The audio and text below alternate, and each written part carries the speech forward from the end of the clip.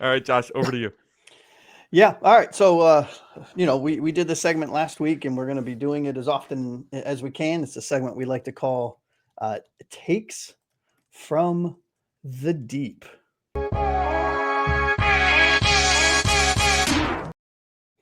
All right, fellas. So, just for those that are watching that have not seen the show before or are not familiar with this segment is something that we like to do quite often because it allows us to engage with our fans that comment on our YouTube show, that comment on our social media with their takes, right? So, we go in and we pull some ones that are a little spicy, ones that that I really agree with, or that I really disagree with, or that I think will spark a good conversation, and we put them up as a ticker.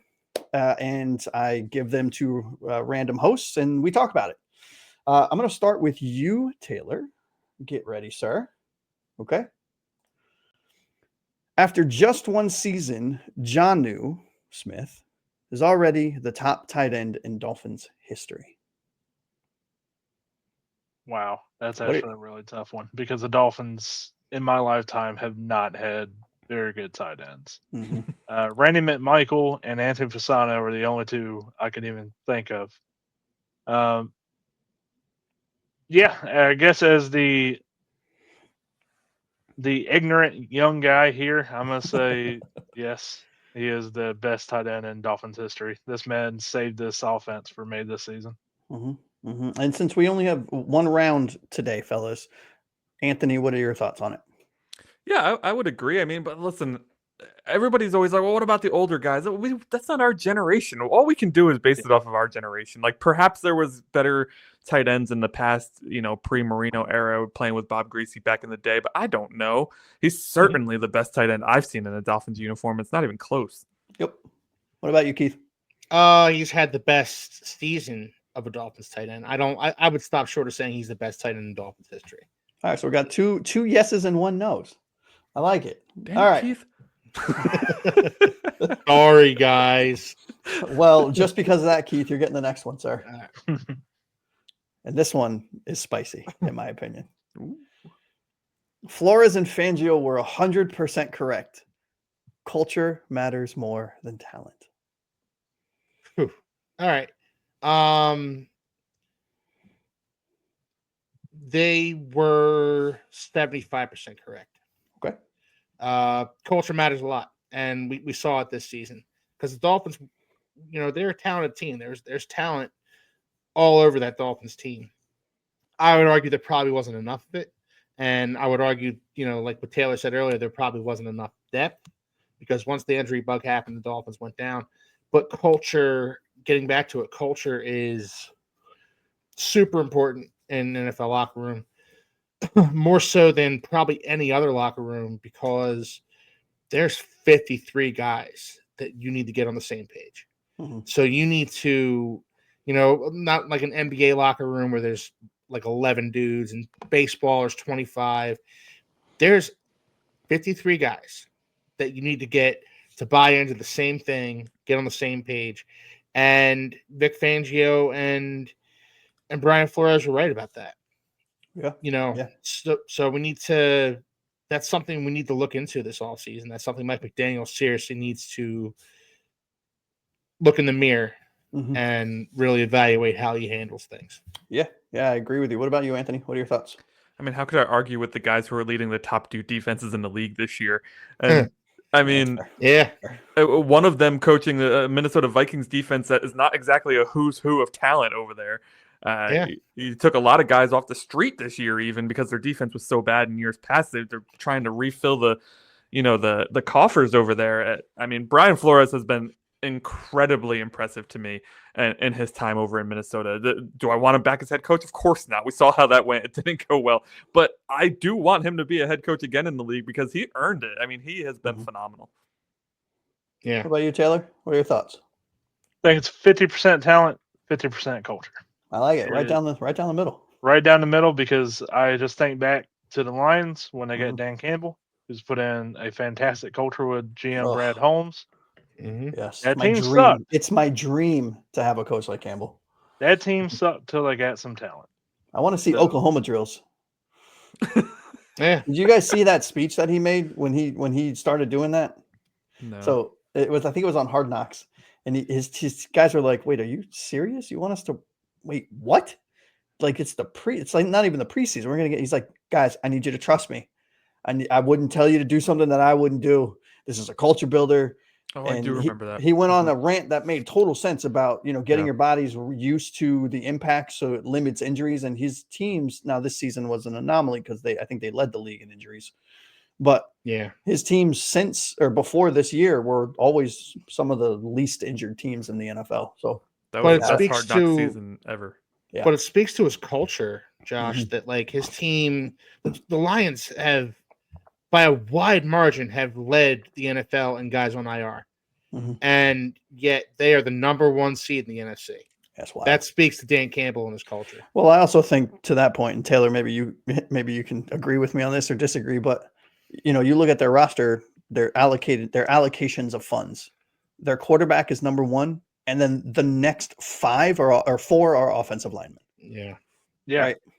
That's the main thing, and that's something I feel like we're going to talk about a ton Mhm. in the offseason is roster construction and how the Dolphins get out of the current mess and move on to what the next 3 to 4 year window if Mhm. they can. Yeah. And that's exactly what the Lions did, man. They spent the money at quarterback. They believed in their quarterback Mhm. because the Rams didn't want him and went, you know what? We can win with them. And now you get the entire stadium chanting Jared Goff everywhere love he it. goes. I'm a big Jared Goff guy. So, all right. Last but not least, Anthony, this one's coming right to you first. Coming in hot. This GM and head coach will turn it around next year, learn from their mistakes, and not only get us back to the playoffs, but will get us our first playoff win in over a decade. Oh God, I'm not there yet, I guys. I'm not. purposely gave this one to you, sir. I'm just not there. You I'm think? not there yet. Like, listen, we just did this exercise where we've Mhm. tried to look at the season objectively. We tried to look at the two, Greer and McDaniel, objectively, and I came away from Greer impressed, but I came away from McDaniel sad because we have another year of a guy who just refuses to take any accountability and refuses to make any adjustments beyond what his system calls for. And man, like, I guess the silver lining there is perhaps he does bomb so badly that they give Anthony Weaver a chance to be the interim head coach. But then I hope Frank Smith is ready to take over play calling duties. It's something he's not been given the opportunity to do so far. Listen, maybe my opinion of this will change by August when we start training camp and all that other stuff. But right now, at still just 3 days away from one of the most miserable losses I've experienced as a Dolphins fan, I am not on board with this coach right now. Yeah. What about you, Keith?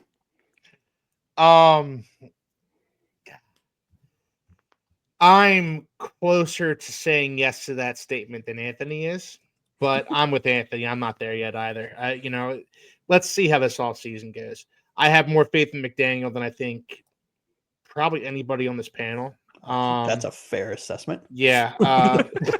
And in most cases, it's not close. Yeah, it really isn't. I'm kind of a blind. I'm blind. So no, I like Mike McDaniel. I like what he brings to the table. I like that he's a player's coach first and foremost. I think that that's what you kind of have to be in the NFL nowadays.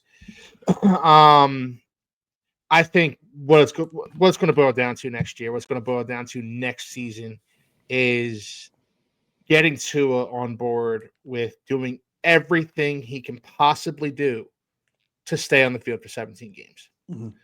Mhm. That's what, I think that matters more than anything that Mike McDaniel or Chris Greer does.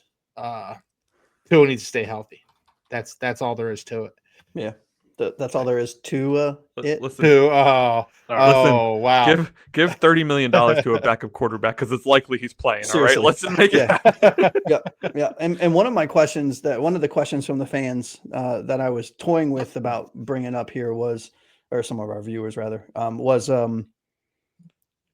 Kirk Cousins and or Justin Fields is the perfect backup to Tua.